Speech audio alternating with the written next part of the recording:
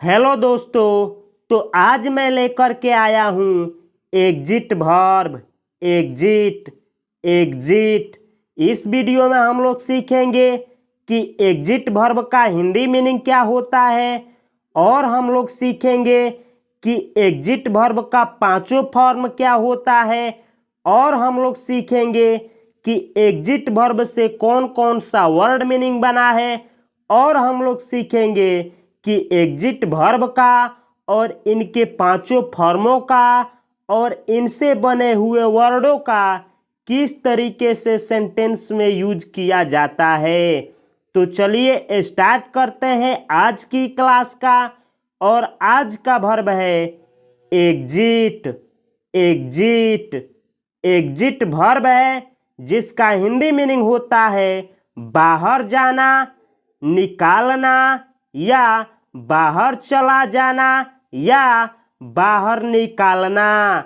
यानी किसी भवन, किसी रूम, किसी मकान से बाहर जाने को, या किसी मार्ग, या किसी गेट, या किसी स्थान से बाहर जाने को, या किसी ऐप में से बाहर जाने को इंग्लिश में बोला जाता है एग्जिट। एग्जिट यानी बाहर जाना या बाहर निकलना।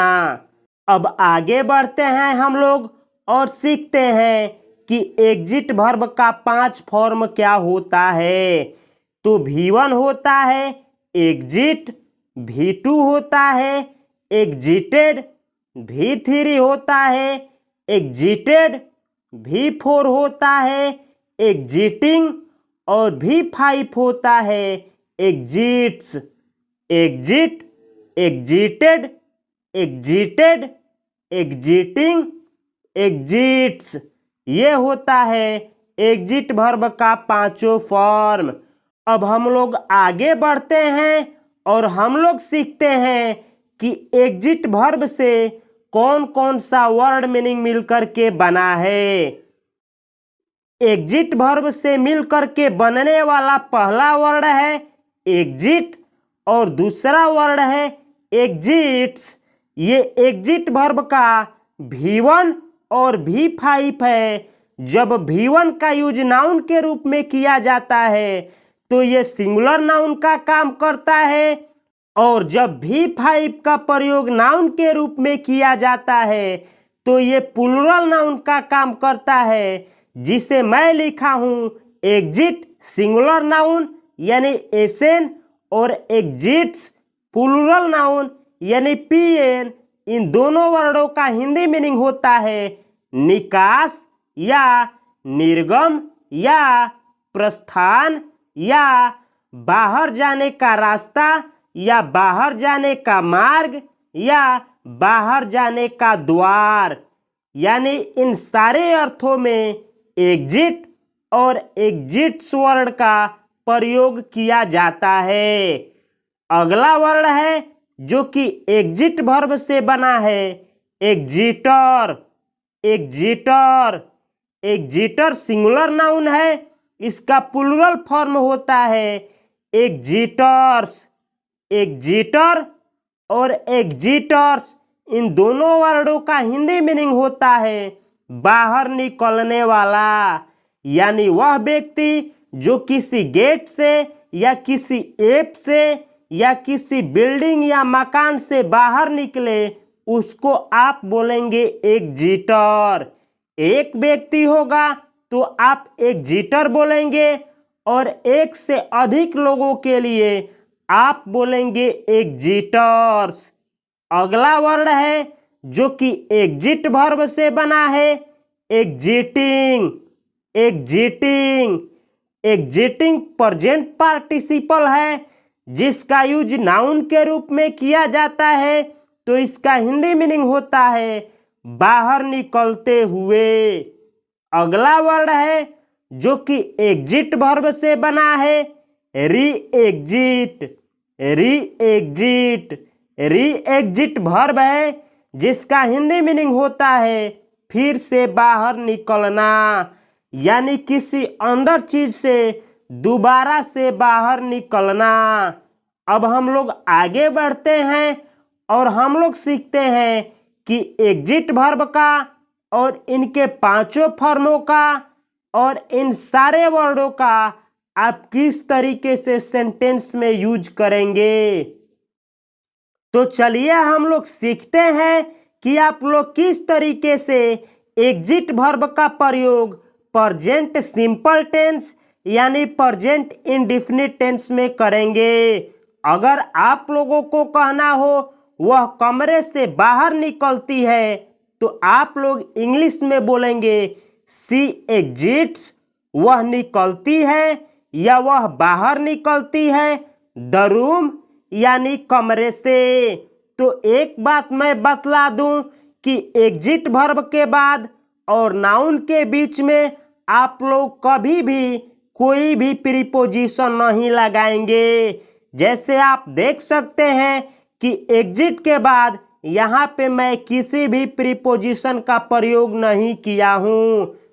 अगला सेंटेंस है, अगर आप लोगों को कहना हो वह शो के बाद थिएटर से बाहर निकलती है तो आप लोग इंग्लिश में बोलेंगे शी एग्जिट्स, वह बाहर निकलती है द थिएटर यानी थिएटर से आफ्टर द शो यानी शो के बाद। तो इसका हिंदी मीनिंग हुआ कि वह बाहर निकलती है शो के बाद थिएटर से। अगला सेंटेंस है, अगर आप लोगों को कहना हो वह हर शाम इस भवन से बाहर निकलती है तो आप लोग इंग्लिश में बोलेंगे शी एग्जिट्स, वह बाहर निकलती है द बिल्डिंग यानी इस बिल्डिंग से एवरी इवनिंग यानी हर एक शाम। तो इसका हिंदी मीनिंग हुआ कि वह हर एक शाम इस बिल्डिंग से एग्जिट्स करती है यानी बाहर निकलती है। अगला सेंटेंस है, अगर आप लोगों को कहना हो वे अगले स्टेशन पर ट्रेन से बाहर उतरते हैं तो आप लोग इंग्लिश में बोलेंगे दे एग्जिट, वे बाहर उतरते हैं या वे उतरते हैं द ट्रेन यानी ट्रेन से एट द नेक्स्ट स्टेशन यानी अगले स्टेशन पर। तो इसका हिंदी मीनिंग हुआ कि दे एग्जिट द ट्रेन, वे ट्रेन से बाहर उतरते हैं या बाहर निकलते हैं एट द नेक्स्ट स्टेशन यानी अगले स्टेशन पर। अगला सेंटेंस है जो कि हम लोग प्रेजेंट कंटिन्यूअस टेंस में बनाएंगे। अगला सेंटेंस है आपका वह कार से बाहर निकल रही है तो आप लोग इस सेंटेंस को इंग्लिश में बोलेंगे शी इज एग्जिटिंग, वह बाहर निकल रही है द कार यानी कार से। She is exiting the car, वह कार से बाहर निकल रही है। इसी तरीके से आप लोगों को कहना हो वह अभी कमरे से बाहर निकल रहा है तो आप लोग इंग्लिश में बोलेंगे शी इज एग्जिटिंग, वह निकल रहा है द रूम यानी रूम से, राइट नाउ यानी अभी। तो इसका हिंदी मीनिंग हुआ he is exiting the room right now, वह अभी कमरे से बाहर निकल रहा है। अगला सेंटेंस है, अगर मुझको कहना हो आप हवाई अड्डे से बाहर निकल रहे हैं तो मैं इंग्लिश में बोलूँगा यू आर एग्जिटिंग, आप बाहर निकल रहे हैं दी एयरपोर्ट यानी एयरपोर्ट से। अगला सेंटेंस है जो कि हम लोग प्रेजेंट परफेक्ट टेंस में बनाएंगे।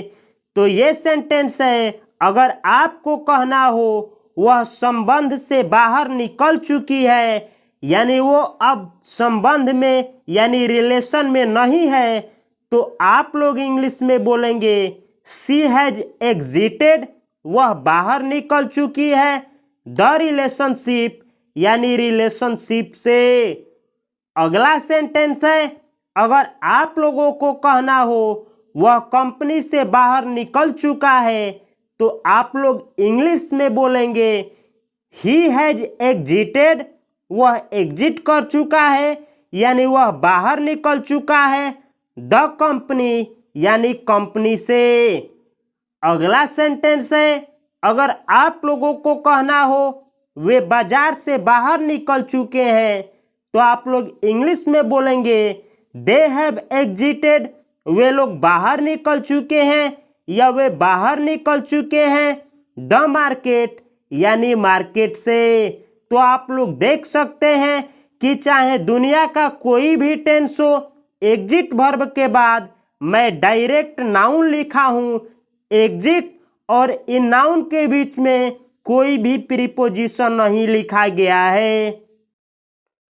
अगला सेंटेंस है जो कि एग्जिट वर्ब से बना है पास्ट सिंपल टेंस में।